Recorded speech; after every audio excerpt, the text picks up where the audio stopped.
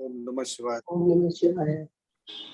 Om Sada Shiva Samarambham Shankaracharya Madhyamam Asmadacharya Paryantam Vande Guru Paramparam.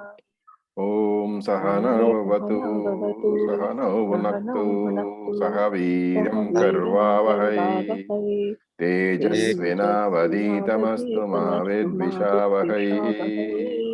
Om Shanti Shanti Shanti. So we had completed verse number 7 in I think it took us 2 sessions because of the extended meditation discussions. Now we need to move on to verse number 8. So please unmute yourself and you can chant. Bheda bhavana sohamityasau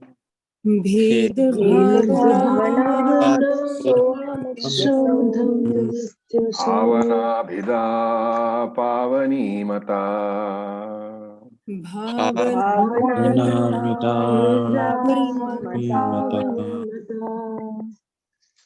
Okay. So first look at the word meanings. Bheda bhavanat. So bhavana is an attitude or a thinking process. Bheda is difference. So bheda bhavanat. Bhavanat indicates they're saying that rather than, better than. So bheda bhavanat, better than the attitude of thinking that there is a difference. So bheda is difference. What difference? Difference between me and the Lord. So between Jivatma and Paramatma, somebody can think that there is a difference. And so he's saying Bheda Bhavana, better than the thought that you are different from the Lord. What is a thought better than that? Soham iti asau. So that split up has to be proper. Soham iti asau. And Soham is Saha Aham. He is me. I am he. Saha Aham. I am he. I am that Lord. Iti asau. This thought is better than the thought that I am different from the Lord. So the Aham Brahmasmi thought, meaning that I am the Lord myself, is a more refined thought, is a more advanced thought. It belongs to a seeker who is more advanced than the thought of Bheda Bhavana. So Bheda Bhavana is when there is a difference in the Lord and me, and therefore I am the worshipper. And when Sohamiti Sau, I am not the worshipper, I am the Lord myself. And Bhavana Abhidaha. So there are no differences from the Lord, which is the attitude. Pavani Mata. Pavani is pure or sacred. Mata is the thought or the thinking process. And therefore, what he is saying is better than the thought that I am a Jiva and the Lord is Paramatma, different from me. Better than the thought is Soham. I am that Lord. That is the better thought. And because in that thought, why is it better? That a thought which has no differences. Bhavana Abhidaha.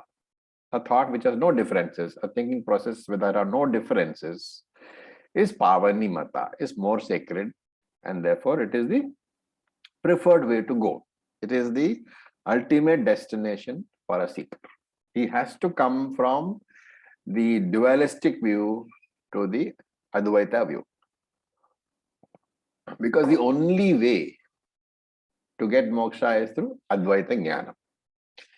And so he's pointing out a process here. Maharishi is saying that initially there will be Bheda Bhavana. There will be what we call dualistic viewpoints where there is a Saguna Devata who is a Ishta Devata. He is a Lord with form, Saguna Devata. And therefore he is different from you. And that Saguna Upasana you are doing in your initial stages. You're worshipping the Lord with the form. So it could be Rama, it could be Krishna, it could be anybody, it could be Devi, it could be Ganapati, anybody. But that Lord is with form. And therefore the Saguna Devata Upasana, the meditation on the Lord with form, has to be replaced by Abheda Upasana, meditation that Abheda Dhyanam. So instead of, remember here, we are not talking about Abheda Jnanam. Okay. So there is a difference which needs to be noted. Earlier on, when supposing you have a deity, you have a statue of Krishna. When you are doing upasana, when you are doing meditation, you are invoking Ishvara on the deity. And the deity is outside me. And that is why there is Bheda Bhavana. I have a statue outside me of Lord Krishna. And when I start to do meditation, I mentally invoke Ishvara, the formless Ishvara, onto that finite statue, which is the form of Lord Krishna. And I'm invoking him. So that is Saguna Upasana. That is Bheda Upasana. So from there he says, you have to move to Abheda Upasana, not Abheda Jnanam.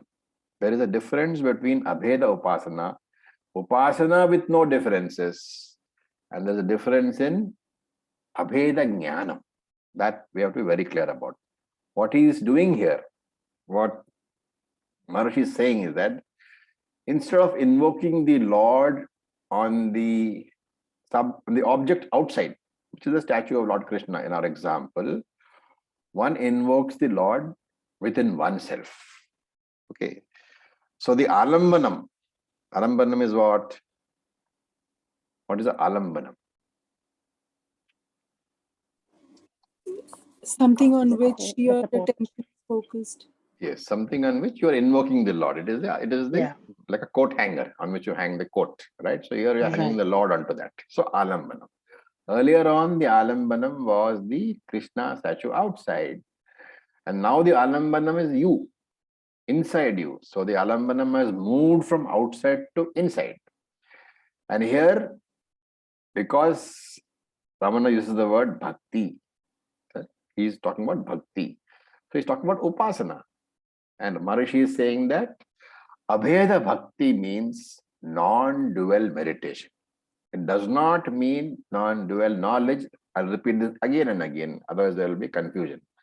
Non-dual meditation is different from non-dual knowledge.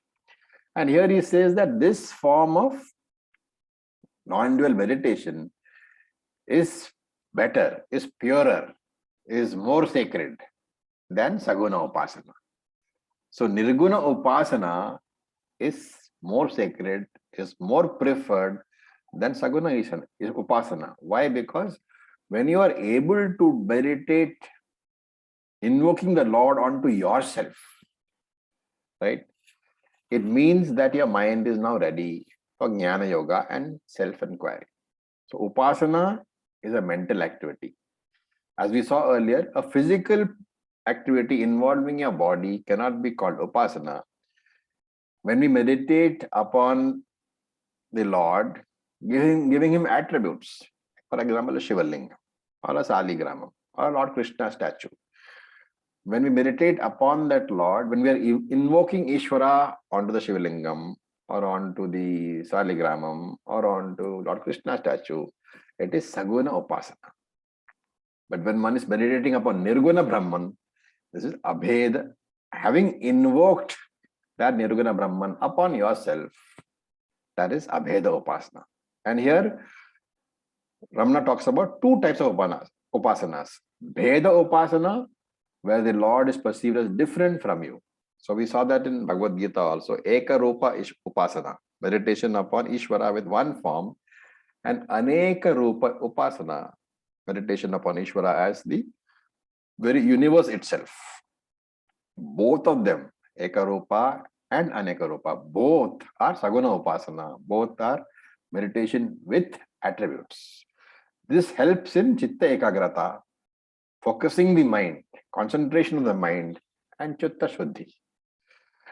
The second one is Abheda Upasana, where I am one with the Lord.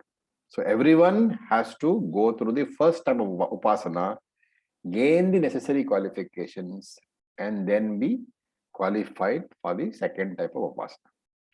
We can note here that he does not talk about, Ramana Maharshi does not talk about Aneka Rupa Upasana. Virat Upasana upon the universe as a Lord, he does not talk about.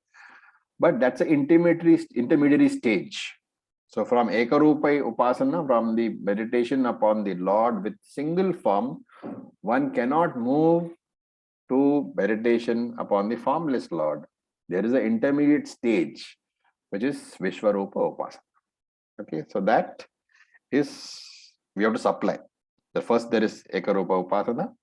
Then there will be a graduation from there to Upasana with the world as the Alambanam. Universe is the Alambanam. We are invoking the Lord onto the universe, what we called Virata Ishvara or Vishwarupa Ishvara. That is Vishwarupa Upasana should be there.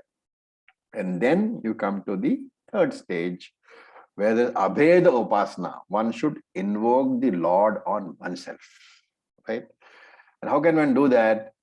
It is pretty simple. The logic is very simple. If I can invoke the Lord on a Shivaling, which is basically stone, or if I can invoke the Lord on the photograph in front of me, or I can invoke the Lord on Saligramam or on Lord Krishna statue, why can't I invoke the Lord on myself, which is a far superior Alambanam. So this is called Soham Upasana. Soham is Saha Aham. I am He. How do we do this Upasana? So Ramana Maharshi does not talk about it in the particular verse.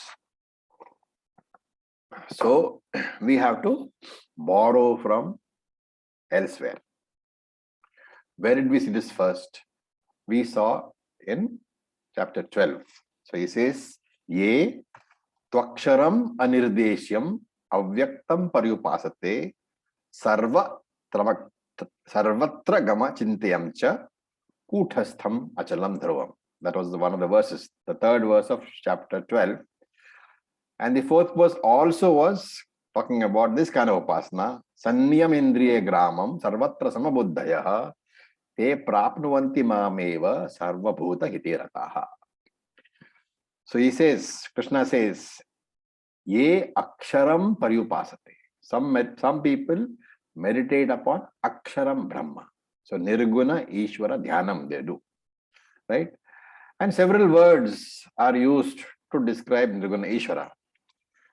And of course, we have done this in detail for those of us who have completed chapter 12 of the Gita, but I will briefly recall. So these words are being used here, avyaktam. Avyaktam means not perceptible to any sense organs. Because the entire physical universe, we recognize as what? Only as what is seen or what is perceived through our five sense organs. So Shabda, Sparsha, Rupa, Gandha, Rasa. These are the five inputs to our mind, and only through that we are able to recognize the world. There is no world for us which is different from Shabda, Sparsha, Rupa, Rasa and Gandha. And that's why the universe is called Prapancha. There are five components. World can be divided into five components only. Shabda, Sparsha, Rupa, Rasa, Gandha. So in the form of the five gunas, we recognize this world. Now, Nirguna Ishvara is Nirgunam. So, none of these gunas he has. And therefore, he is avyaktam. He cannot be perceived by any of the five sense organs. So, the first adjective used is avyaktam. The second adjective is achintyam. Why do we distinguish between avyaktam and achintyam? Because avyaktam is not available to the five indriyas. But sometimes things which are not available. There are some things which are not available to the indriyas, but which are available to the mind, like anger, happiness, emotions, thoughts. These are not available to the indriyas, but they are available to the mind, and therefore achintyam. That this Ishvara, this Nirguna Brahman cannot be even thought of. One cannot, and if you look at it logically, whatever you can think of would normally have a base in one of these five attributes. And if something has none of the five attributes, then it is manogocharam. It cannot be perceived or thought about by the mind. And if the Lord cannot be perceived by the five indriyas or conceived by the mind, then anirdeshyam. You cannot talk about that Lord, because words are sound symbols to communicate the objects which we see. Then sarvatra gama, all pervading, like the sky.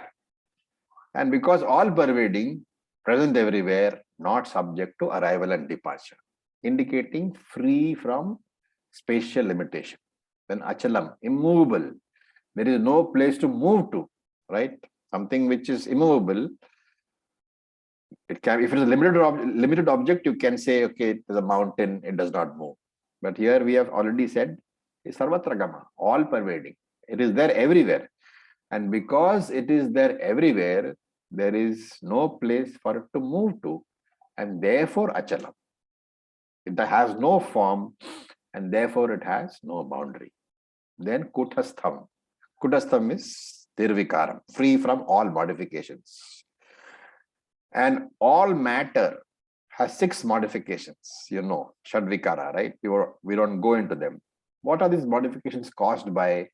Basically the time principle. And therefore this kutastham means not affected by time. So kutaha means the anvil, which is unchangeable normally. And then for any change to be recognized, an unchanging principle is necessary. The witness principle here is compared to kutaha. Kutaha means unchanging. And why is it unchanging? Because that unchanging Atman, that witness consciousness, that Sakshi, that is the one which recognizes all the changes that we witness. So that is beyond Kala, beyond time, and Dhruvam, eternal. Okay. Now the question is, on such a Nirguna Brahman, who I cannot conceive about, I cannot see, I cannot talk about, how do I meditate upon that Brahman? And therefore, Krishna talks about certain qualifications. So sadhana chatushtaya sampantihi. That is presented in the next verse, the 4th verse of the 12th chapter, which we will not go into over here. But all of us know from Tattva Bodha that there are certain qualifications. And those qualifications are necessary. Without those qualifications, it is not possible for one to do this kind of nirvana meditation. So one has first, the upasana consists of imagining, this abheda upasana consists of imagining such a Brahman, such an Ishvara. What kind of an Ishvara? The one we just described. That kind of Ishvara has to be imagined, visualized, and invoked upon your own self. Instead of invoking on something outside you, you are invoking on your own self. And therefore it is abheda upasana. It is not abheda jnanam, because in abheda upasana, there is a visualization that I am Brahman. In abheda jnanam, there is a conviction that I am Brahman. There is an understanding that I am Brahman. There is a big difference between upasana and jnanam. So very often we get confused when you say, I'm invoking the Lord upon myself. Remember, it is not jnanam at all. You are just visualizing that you are the Lord. You may not have gone through Shravanam, Mananam, and Nididhyasanam, and still you can do the invocation. So that is the difference. Okay. Now we look at verse number 9. We can chant that. Sir, may I ask a question? Yes, please go ahead. Sir, so is Abheda Upasana still Dvaitam? Very much. Okay. Because there is you and you're invoking the Lord upon yourself, but there is still you. And there is a Lord who is different. All you're doing is you're visualizing the Lord as invoked upon myself. Just as you invoke the Lord on the Shivalingam, you're invoking on yourself. That Lord is different from you. Yes, thank you. Okay, now we look at verse number 9. So please unmute yourself and chant with me. Bhava shunyasad bhava sustitihi भावशून्यस्य भावशु स्थिति Bhavana balad bhaktiruttama. भावना बलात् भक्तिरुत्तमा. Okay. So look at the words again. Bhava shunya. Okay. Here bhava is the division or the attitude. So shunya without division. So bhava shunya. That upasana without any divisions. Sad bhava sustitihi. So sustitihi is to be absorbed in or be established in. Sadbhava means here it refers to that abheda upasana, abheda chintanam, the thinking, invocation of the Lord upon yourself and visualizing that you are not different from the Lord. That is what is being mentioned here. So bhava shunyaha, that upasana without the division of upasaka and upasyam, which means the Lord and the devotee. The division is not there. And sadbhava sustitihi is an adjective, which means in that upasana, one remains totally absorbed in that chintanam, in that thinking, in that abheda upasana. How is it achieved? Bhavana balat is achieved through deliberate repetition. It's not a one-time affair. You have to do it again and again over an extended period of time. It is achieved through deliberate repetition for a long period of time. And he says, Bhaktihi Uttamaha. So Bhaktir Uttama has to be split as Bhaktihi Uttama is the highest state of Bhakti, where Bhakti here means Upasana. Okay, so Upasana without any divisions. What do we call it in Yoga Sutras?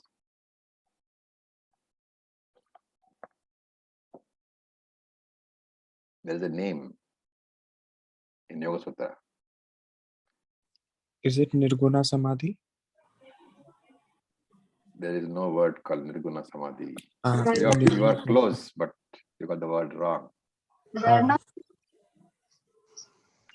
Nirvikalpa. Nirvikalpa Samadhi. Okay, Nirvikalpa Samadhi. Okay. So this Nirvikalpa Samadhi is when the person is totally absorbed in that Sadbhavana, or as he calls it, in that there is no difference. The Triputi is not there. The meditator, the object of meditation, and the instrument, that is the process of meditation, it is not there.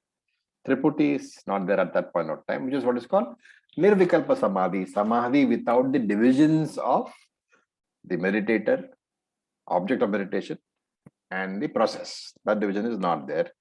That he says is achieved bhavana balat through continuous repetition for a long period of time, and bhakti uttama. It is the highest stage of upasana. So he's talking about upasana of just two stages. So one is deliberately visualizing the deity, and therefore there is a willpower involved, right? You are using your willpower, your free will, to think about the deity and invoke it upon either the object outside or the object inside. And therefore there is a division, that you are very clearly aware of the division, which we call Triputi. Triputi means triad. Three things are there. And the technical terms are Dhyatru, the one who does the meditation, Dhyanam, the process of meditation, and Dheyam, the object of meditation. So if you are doing Upasana on Lord Shiva, you are the Dhyatru, the process is Dhyanam, and Lord Shiva is Dheyam. And this is known as Savikalpa Samadhi in Yoga Sutra. Savikalpa Avastha. Samadhi is the absorption. Savikalpa means the division with division. Vikalpa is the division. Savikalpa means with divisions. So the divisions are there even when you are meditating. Therefore, Triputi is very much in evidence. You are aware of the Triputi, right? Triputi, again I'll repeat, Dhyatru, Dhyanam, Dheyam. And you are absorbed, yes, but you are aware of this division. After some practice, So some practice, no, after a long period of practice, then you get used to this process. It's like learning to drive a car. Now, if you are learning to drive a car, for those of you who have taken driving license, you will know that in the first month or so, every action is conscious. That you are changing the gears, you are pressing the clutch, you are pressing the accelerator, you are slowing down, you are turning the car. Every action you are aware. It requires a deliberate effort. But once you are comfortable with the car, then that all this effort is pushed to your subconscious by your mind. And it is possible to drive even long distances, even through crowded roads, without really paying deliberate, conscious, attention to what you are doing. Have you noticed this, that you can do it? There are times when you might have started from your destination, from your house, and when you reach your destination, you would not be aware of what you did on the way. The entire driving process was taken over by a subconscious. Right? This has happened. It's very easy, and those who are long-term drivers would know that it is very easy for this to happen because the mind wanders on various things. But you don't have an accident, you don't lose the way because the subconscious mind has taken over everything. So similarly, during the initial stages, there is conscious effort. So there is dharana, there is dhyanam. But after some years of practice, then that conscious effort for keeping the mind focused on the object of your meditation is no longer required. It becomes effortless. So that is the difference between dharana and dhyana. Dharana, concentration, is when there is effort. Dhyanam, meditation, is when the effort has disappeared. Does it make sense? Because many of you ask, what is the difference between dharana and dhyana? This is the difference. Dharana is focusing the mind upon the object of meditation and keeping that, being aware of that focus. Your willpower is in constant use all the time. When the use of the willpower disappears, but the mind remains focused, then the effort is gone, but the objective is still there, and therefore that is dhyana. Okay. Now, look at the nature of meditation. As I said, dharana is focusing the mind upon the object of meditation, in this case, Easwara. And what does it mean? When I say focus the mind upon something, what does it mean? It means that I have a thought in my mind dealing with that particular object. Okay. This is a very important discussion because most of us don't analyze what it means to have concentration. We say concentrate, and we may be concentrating actually. We may be instinctively doing it because the mind has been trained to do that. But if you're asked to tell what that concentration actually involves, many of us may not be able to write it down on a piece of paper. So this is what the discussion is about. Dharana, concentration, is focusing the mind upon an object of concentration. Focusing the mind means that the mind generates a thought, entertains a thought, dealing with that object of meditation. And as you know, we call a thought vritti, mind modification.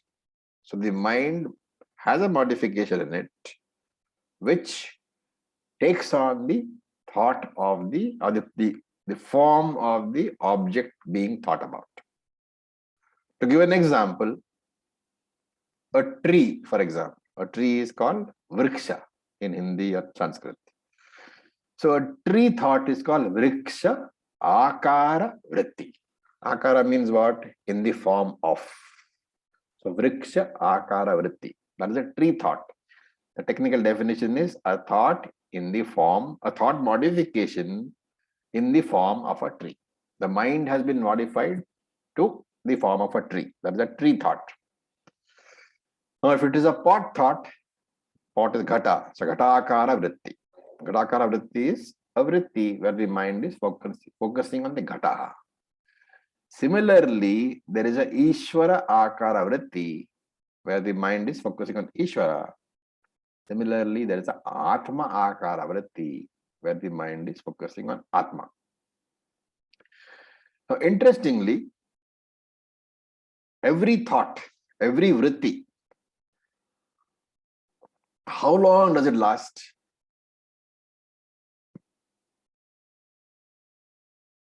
It's momentary. Yes, so Few that's seconds. important to understand that every thought is momentary. Every vritti is momentary.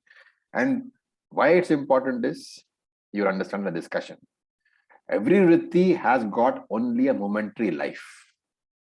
And therefore, no vritti, no thought can continuously exist. Why? It has got only a momentary evidence, momentary existence. Now, supposing I am focusing on a vriksha, a tree, right? So, the moment I focus on a tree, in my mind, what arises? Vriksha akara vritti, right? That vritti is momentary. It comes, it goes. Agama tapayanaha. The vritti will come and it will go. Now, if I have to continue to focus on the tree, what should happen? All my thoughts will be the same without any. The next vritti should also be vriksha akara. The third vritti should also be vriksha akara. The fourth vritti should also be vriksha akara. There will be a flow of vrittis, flow of thoughts. Each component of that flow has got momentary existence, but the flow lasts for a specific period of time. And this flow of similar thoughts has a technical name in Shastra. It's called Sajatiya Pratyaya Pravaha. Sajatiya means what? Same type. Jati, of the same jati, of the same type. Pratyaya is thought or vritti, another name for vritti. Pravaha is flow. And therefore, Sajatiya Pratyaya Pravaha is a flow of similar thoughts. Each thought dealing with the same object. This is what we are trying to say. This is going to happen in this process of meditation. So if your mind is repeating Om Namah Shivaya, let us say that you are at some sort of a, Nama Kirtanam event where everybody has to chant Om Namah Shivaya for, let us say, 2 hours. Now you have chanted for 2 hours, the event is over. What has happened? The mind has got into that particular habit. Temporarily maybe, but it has got into a habit. And therefore, even when the event is over, that thought pattern has been registered in your subconscious mind. And after reaching home, you may be making tea, or you may be cooking, or you may be doing something, or you may be driving home. But what will you find in the background? That Om Namah Shivaya is going on. This is the formation of what is called a vasana. Samskara is being formed. I'm giving you a very simple example, but because it's practical. If you repeat, you may not necessarily go to an event. If you are doing japa at home and you're doing japa for 1 hour, let us say, Om Namah Shivaya, you say, Om Namo Narayana, you say, you will find that even when you get up from the japa, that background repetition is going on at least for some time. So that is the way a vasana is formed, a samskara is formed. And once, supposing now I have finished my 2 hours of japa, and now I'm going to do make my tea. All right. When I'm making my tea, that japa is going on in the back of my mind. You have to understand that when that subconscious mind is repeating the japa, my willpower is not required. It is not coming into play at all. My conscious effort is not coming into play because my conscious mind is focusing on what? On making the tea. It is the subconscious mind which has taken over and is doing the japa. Which is why I gave the example of the subconscious mind taking over the driving while my mind is wandering elsewhere. Okay, that's not really a good example, but better example is this. When I have done my japa, my subconscious mind takes over the japa and my conscious mind focuses on some activity, maybe brushing my teeth or making my tea, something like that. So the point is, once this vasana has been formed by that vritti continuing for extended periods, the vritti acquires a power, a momentum of its own. And that momentum ensures that your willpower is not required for continuation of that particular activity, mental activity in this case. And any vritti which takes place without my effort is given a very specific name, Sukshma Vritti, subtle thought. You are not even aware of that because the attention is focused elsewhere. Now, why is all this important? Why is all this theory being given to you? Because of this effortless focusing, what is not felt?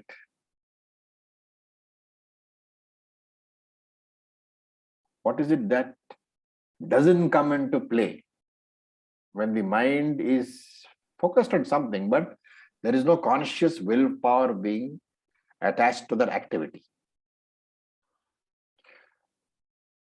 You will find that the subject-object division is not felt. You will find that the meditator, meditation, object of meditation, that division is not there. That state is Nirvikalpa. It is not Savikalpa. Your mind may be focused somewhere else for the time being, but at the back of your mind, whatever activity is happening, that is Nirvikalpa. Exactly like in Sushupti Avastha. And this Sukshma Vritti, the subtle thought, it registers whatever experience you have had in the dormant mind. In this deep sleep state, for example, whatever is being registered in the mind, what is being registered? I am having no experiences, right? This is Sushupti Avastha. I am having no experiences. That thought, I am having no experiences, does not have my willpower behind it for a very simple reason, because my mind is resolved in Sushupti Avastha. But the thought is there, it is Sukshma Vritti. That registers in the dormant, resolved mind. And that thought becomes active when the mind becomes active. And that's how I remember that I had a good sleep where I experienced nothing. In the same way, this can happen with regard to any thought, including Aham Brahma Asmi.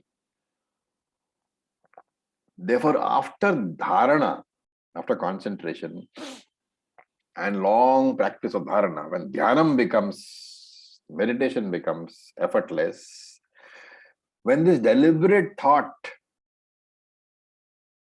has got a momentum of its own because of a long period of practice, you will find that after a long period of such practice, your willpower is no longer required for maintaining that thought. And therefore, because of the force, of the sheer momentum of that Sukshma Vritti, you will find that subject-object division is not manifest.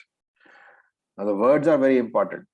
It doesn't mean that subject-object division does not exist. Subject-object division is very much there. It is very much in existence, but it is not manifest at that time. And this state of Sukshma Vritti continuation is what is called Nirvikalpa Samadhi in Yoga Sutras. Why? Because the division is not manifest. It doesn't mean the division is not there. It means the division is not manifest. What division? Dhyatra, Dhyanam, Dheya. The Triputi is not manifest. Triputi is there. It is not manifest. And therefore, you do not perceive it. Like it's like saying that, I have dissolved some sugar in the water. I look at the water, but sugar is not visible. It doesn't mean sugar is not there. Sugar is very much there, but it is no longer manifest. Similarly, in Samadhi, in Nirvikalpa Samadhi also, thoughts are there, but they are not manifest. And therefore, this absorption, this focusing happens without any special effort from the dhyatra, from the meditator. And since it is happening effortlessly, the divisions are not felt. The meditator meditated upon, division is not there. Is there, but not felt, not manifest. And therefore it is called Nirvikalpa Samadhi. The mind continues to meditate without any effort from the meditator.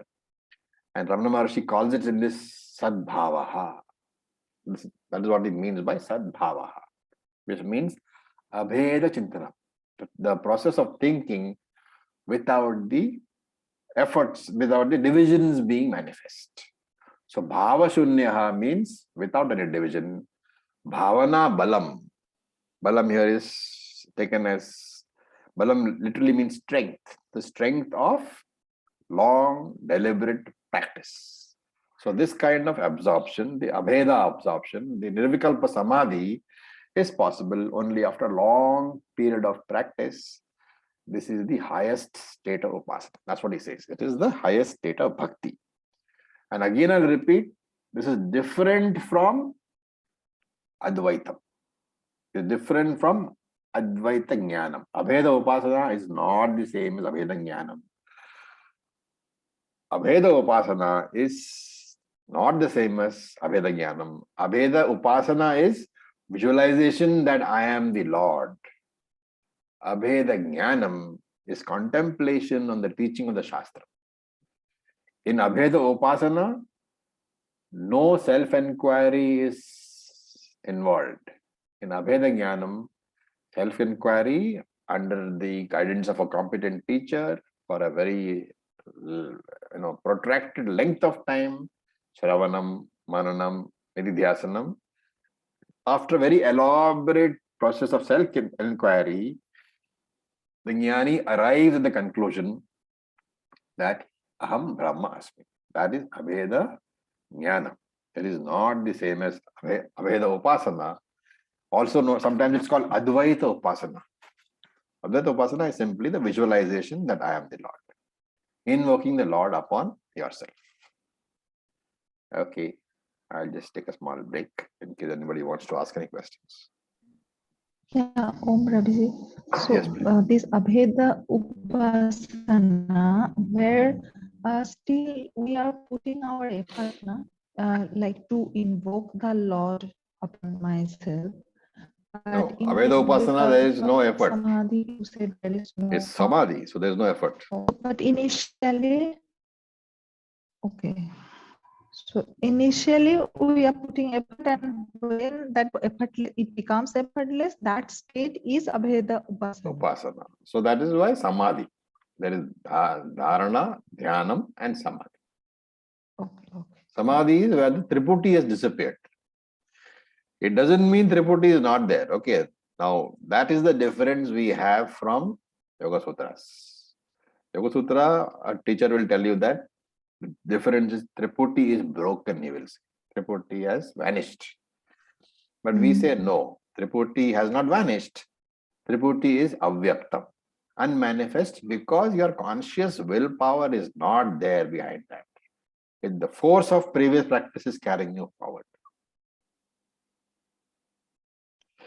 Yes, Pandana. Om Acharya. Om. I have a question about the previous verse. Yeah. When I invoke the Lord in the Shivalingam, Yes. there's a name and form involved. So when you say invoke the Lord in myself, Yes. um, In your mind. yes. Your So, mind is very much felt by you. It's an object for you. okay. So in this mind. Yeah, in this mind you invoke. Because one can invoke only in the mind, you know. Even if I say that I know some people who invoke on their thumb, you know. Mhm. Lord is invoking the thumb. Why on the thumb? Because somewhere in the scripture it says that the Brahman has the size of a thumb or something like that. Some scripture is there. So he invokes on the thumb. Even when I say invoking the thumb, ultimately it's resident in my mind, right? Right. What I mean is, so this invocation generally is difficult to do without a name and form. So, or a thought. So do I just say something like Soham or Aham Brahmasmi? You say Soham, I am him. They can do that. Aham Brahmasmi is Jnanam. Actually, even Soham is Jnanam. That's why I said it's visualization. Just like you're visualizing that Lord, that the Ishvara is being invoked on the Shiva Lingam, there is a form for the Shiva Lingam, right? You have to consider that your mind. Where does the mind reside? It stays in the heart. Okay, the Golakam for the mind is the heart. And therefore you invoke it. If you need a form, that heart is your Golakam. So you're invoking there. Which is what Ramana Maharshi said in somewhere in his that the mind is he says consciousness is withdrawn into the heart. Some article of his I was reading. So he uses the heart as the Golakam for the mind. I see. So when I'm invoking in the mind, is that the heart center, which You is can invoke it on the heart. The heart is the Golakam. physically it's the center of the. It is the residence of the mind. Right. Thank you. Just like your indriyas, no? For example, Chakshu Indriya, the eye Indriya, the Indriya for sight. The Golakam is the physical eye. Similarly, the ear Indriya, the Golakam is the physical ear. On the same analogy, Shastra says that the Golakam for the mind is also there. And that Golakam is the heart. So if you want a form to invoke, yes, you invoke it on the heart. Thank you. And very much physical heart, okay? Because Shankara says everywhere that whenever the Shastra talk about heart, there is no spiritual heart on the right-hand side and all those things. It is the same physical heart that we talk about. In fact, Shankara says somewhere in his commentary that you can actually look at the physical heart if you cut open the body. So, Shankara is extremely clear that the Golakam is the physical heart.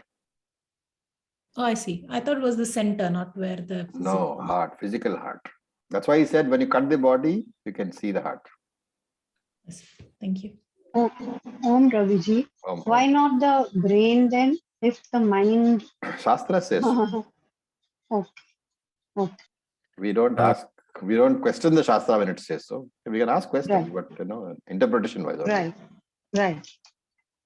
Ravi sir, I have a question. So, for example, I always try to invoke Shiva because I started my bhakti through Shiva.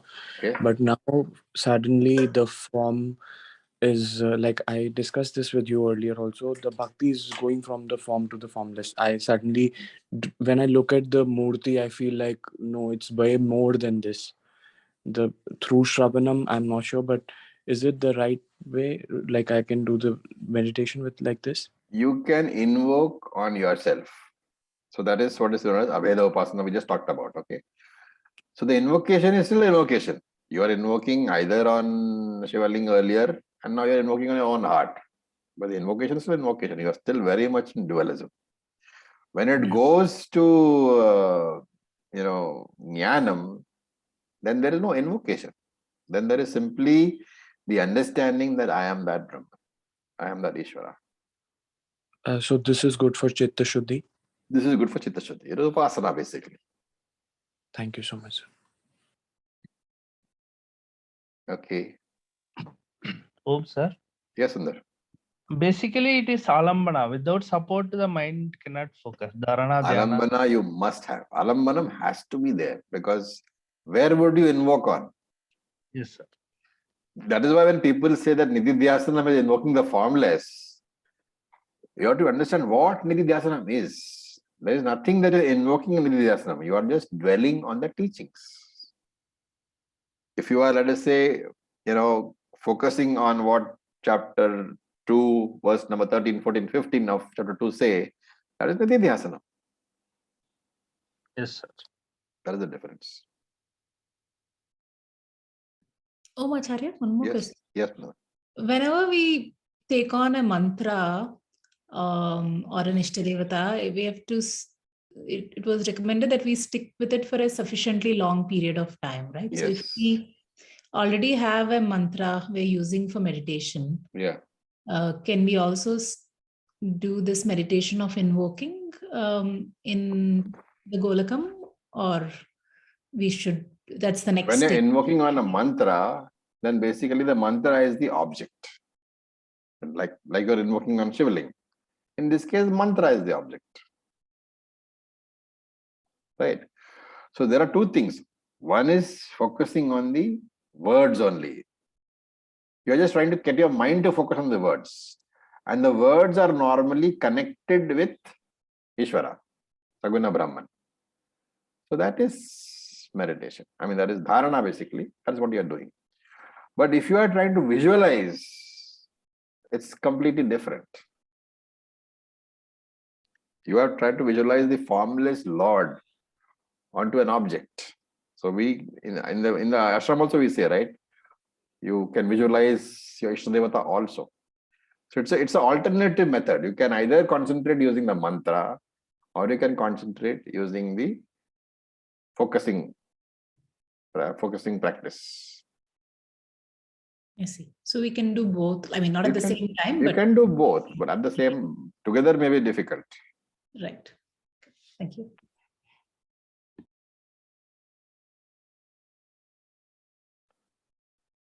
Okay, so we have 8 minutes left.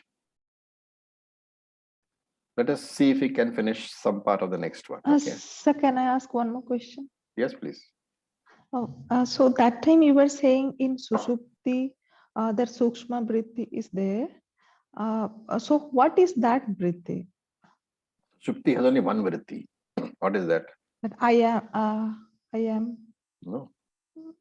Oh, there is no thought. I mean, there is no experience. I am having no Ha, ha, thoughts. ha. Which is why when you get up, you say, no, Okay, I okay, had that no itself dreams is a at all. vritti. That is a That I have vritti. no. That's a sukshma vritti, That because no. your mind is not consciously entertaining it. Mm-hmm. Okay. Okay. Sir, incidentally. Yeah. Sir. Incidentally, this in Yoga Sutras, we are on the third chapter, is Dharana Dhyana Samadhi. The very important point that when we are meditating, we think that mind has become still. Actually, it is not still. The only thing that the focus of attention, that image, the same image is being replaced. The identical image is absolutely that you brought out very nicely, sir. That is why Patanjali Maharishi uses the word that Vahita, flow. Flow. Actually, Exactly. there is a flow of because the mind cannot be still. You know, assuming that the mind is capable of being frozen onto one thing, you wouldn't be able to understand anything what I'm saying, because you'll be frozen onto one thing only, Absolutely. Some idea, if you're frozen on, that means you miss the next idea. Therefore, the mind is constant. When somebody defined it once, the mind is defined as an unending flow of thoughts. Pravaha. Yes, because it is a product of Prakriti, and Prakriti is made of all three gunas, and gunas are always in a flux. Absolutely. So all those teachings together, then only all this makes sense. Once all the background that you have learned, from it, you extract from this, and then it makes sense. Why do we say pravaha? Because of the flow. Flow. Mind can never be still. Mind cannot be still. It's the nature of the mind to move. And even in samadhi, your mind is still because the three things have disappeared. Even then, subtle thought is there. The flow of subtle thought is there, but it is not manifest. That is all. Yes. It is so subtle that the mind cannot perceive it. Mind cannot perceive it, because the reason why mind cannot perceive it is because your conscious effort is not there. It has the force of your practice is keeping you onto that track. It's like the best example is the driving example. Yes. You have times when you will go from your house to your office. It's only when you reach your office, you'll know, oh, I've reached the office. Your mind was not available behind that thought, behind the driving. It is a subconscious mind which was doing the driving. It's not that driving was not being done.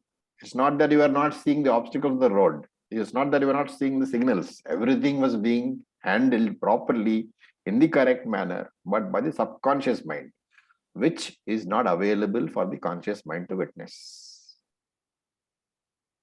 Absolutely. Thank you, sir. Thank you. Everything falls into place now. Thank you. Okay, if there are no other, yes, Shweta. Om sir, Om Acharya. Sir, I wanted to ask one small question. Suppose if in the early morning you just wake up and you just wake up with from Shushukti, there's no dream state, and you wake up with a mantra like Om, or some Om Namah Shivaya.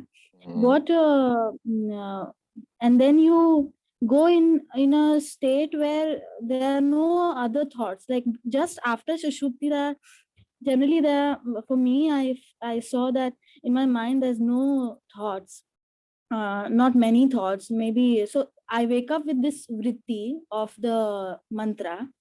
So what is the suggestion? What should I do? Should I just wake up and get up and start meditating on that mantra, or sometimes what happens is I sleep on the mantra again. So I wanted to understand what is going on, or what should be the best way to move forward.